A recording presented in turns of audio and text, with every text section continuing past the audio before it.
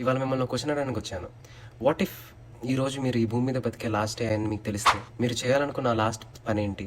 మీరు మాట్లాడాలి, time spend చేయాలి అనుకుంటున్న last people are last person ఎవరు? We never know. ఈ మధ్య లైఫ్ ఎంత అన్ప్రెడిక్టబుల్ అయిపోయిందంటే ఈ రోజు ఈ మాటలు మాట్లాడిన తర్వాత రేపు నేను ఉంటానో లేదో అనేది నాకు తెలియదు, మనెవరికి తెలియదు. ఇండియాలో ఆ ఫ్లైట్ యాక్సిడెంట్ అయ్యి ఈ రోజుకి 7 days అయింది. ఎంతమంది దాని గురించి ఇంకా మాట్లాడుకుంటున్నాం? ఎందుకంటే అది జస్ట్ మనకు ఒక న్యూస్ అంతే.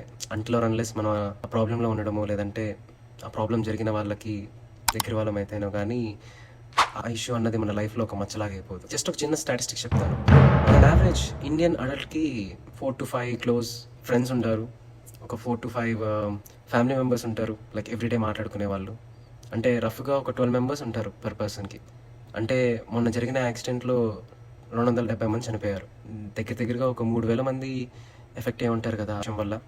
వాళ్ళ లైఫ్లో జరిగిన మార్పులు ఎవరైనా తిరిగి తీసుకురాగలరా? ఇప్పుడు వాళ్ళ లైఫ్లో ఉన్న వ్యాక్యూమ్ని ఎవరైనా ఫీల్ చేయగలరా? ఆ 3,000 మందికి మాత్రమే తెలుసు అది ఎంత పెయిన్ఫుల్ అన్నది. అది జీవితాంతం గుర్తుంటుంది. మనకేముంది, చెప్పాగా, అదొక న్యూస్. ఆ రోజు తర్వాత ఇంకెన్ని జరగలేదు. ఒక దగ్గర బ్రిడ్జ్ కూలిపోయింది, ఇంకో దగ్గర హెలికాప్టర్ కూలిపోయింది. చూస్తూ చూస్తూ మనుషులు అలాగా చీమల్లా రాలిపోతూ ఉన్నారు. కానీ మనం మాత్రం ఇప్పటికీ ఇలానే ఉన్నాం. ఒకసారి ఆలోచించండి, ఒకవేళ ఈ రోజే మీ లాస్ట్ డే అయితే మీరు ఏం చేద్దాం అనుకునే వాళ్ళు నాకు చెప్పండి.